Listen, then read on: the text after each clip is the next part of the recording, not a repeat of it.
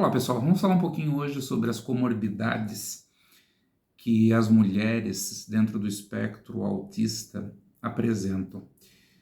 Eu acho que uma primeira colocação que é importante é nós distinguirmos aqui, e eu já fiz um vídeo a respeito disso, falando sobre o funcionamento diferenciado, o fenótipo, que a mulher apresenta em relação aos homens, tá?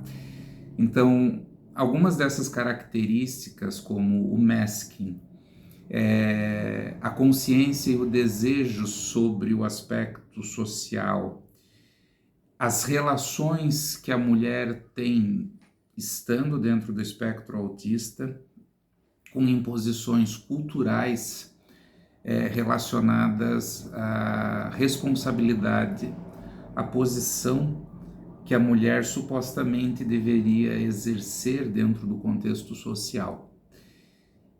Em virtude de tudo isso, a mulher ela passa a ter uma propensão a desencadear comorbidades ou diagnósticos associados internalizantes. O que isso significa? As alterações internalizantes elas estão relacionadas a uma resposta interna, emocional, desencadeando então uma resposta com características de transtorno dentro de um aspecto afetivo. Diferentemente do público masculino. O público masculino ele tem uma tendência mais preponderante para externalizar através de comportamentos as suas reações relacionadas às características do espectro autista e também diante dessas cobranças sociais. Então, o movimento masculino, ele é mais comportamental. O feminino, ele é mais emocional. E dentro dessas alterações internalizantes, nós podemos citar aqui 4 grandes grupos de comorbidades que com frequência participam dos diagnósticos das mulheres, principalmente no diagnóstico tardio. O primeiro grupo são os diagnósticos relacionados à árvore diagnóstica dos transtornos da ansiedade, né? Por que a ansiedade ela é tão marcante no público feminino? O público feminino precisa trabalhar e gerar uma relação com as suas características dentro do espectro. Esse público feminino tem uma dificuldade de permitir a externalização dessas características em virtude de uma autoimposição de ter que dar à sociedade uma resposta adequada, ter uma percepção socialmente aceita desse contexto social. E, além desse processo interno de lidar com as características do autismo, esta mulher que pertence à neurodivergência, ela precisa trabalhar e lidar com as situações que são universais ao público feminino, que é a imposição de um papel diante da sociedade, que é a imposição de uma responsabilidade diante de uma sociedade, que é um dever no sentido de acatar um bem viver familiar, o acolhimento de filhos, de ser uma pessoa em condições de dar resposta a tudo. Em virtude disso, se desencadeia a questão da ansiedade. Um segundo grupo são os grupos de humor.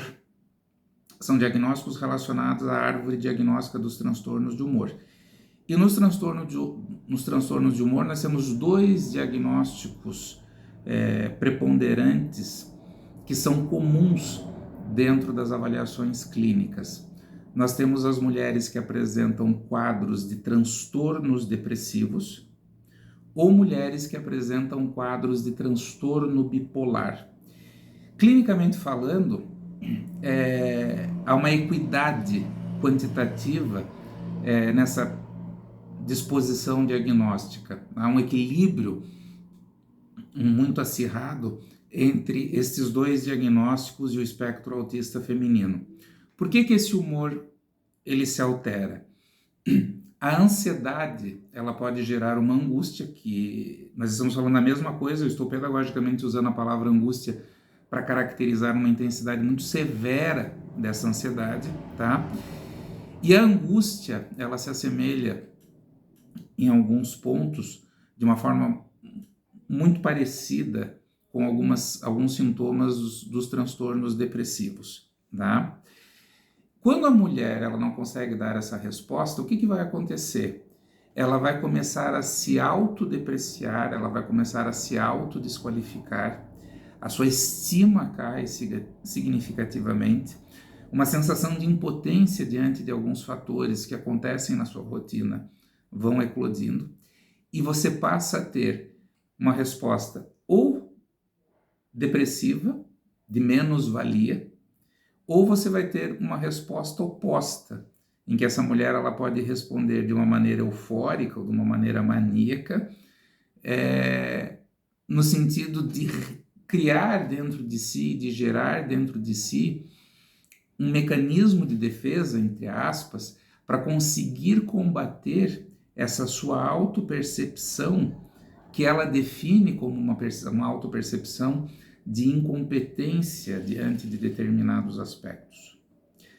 Terceiro grupo são os quadros psicossomáticos, que é quando então essa mulher começa a apresentar sintomas orgânicos, porém sem a causa orgânica, sem a causa fisiológica. Essa questão orgânica, ela surge em detrimento de uma consequência a um complexo emocional que não dá conta de processar várias coisas, e você então passa a ter quadros físicos. Por exemplo, alterações dermatológicas, como irritações, coceiras, um quadro muito comum. Eu acho que, em primeiríssimo lugar, estão as manifestações de dores crônicas, tá? Em que muitas mulheres são diagnosticadas com fibromialgia, outras não são diagnosticadas com fibromialgia, mas apresentam uma sintomatologia pertinente relacionada a dores agudas e dores crônicas. Você pode ter alterações gastrointestinais, alterações do processo de ciclo menstrual, entre outras, como um desdobramento dessa dificuldade de se relacionar com o seu componente emocional. E, finalmente, nós temos os distúrbios alimentares. E dentro dos distúrbios alimentares, dois quadros são muito significativos em termos de presença. O primeiro deles são as compulsões alimentares, em que você consegue verificar em muitas mulheres episódios recorrentes de compulsão alimentar, ou uma dinâmica genérica em termos de relação com a compulsão alimentar. E a bulimia, ela também tem uma participação ocasional em alguns diagnósticos dentro do transtorno do espectro autista, tá? Então veja, o que é importante? Nós temos um grupo que é muito característico da mulher, não significa que homens também não possam ter esses quadros, porém a tendência maior é para o feminino. E essa predominância maior para o público feminino, ela vai acontecer justamente por dois polos que são processados internamente. Uma mulher que tem dificuldade de se relacionar com as suas características e principalmente uma mulher que não permite externar essas características para ter uma condição socialmente aceita pelo meio que está à sua volta, tá? E uma mulher que está dentro do espectro autista, que é neurodivergente e que necessariamente não corresponde a um padrão de senso comum, de cultura e até de machismo em termos de dinâmica feminina, e que conflita consigo e com o outro, gerando essas questões emocionais, ok? A sua participação é importante, deixa o seu comentário. Se você gostou desse vídeo, siga a gente no nosso canal, compartilhe com pessoas que convivem com indivíduos neurodivergentes e vamos juntos construir um caminho de construção de conhecimento para ajudar todas essas pessoas. Um grande abraço.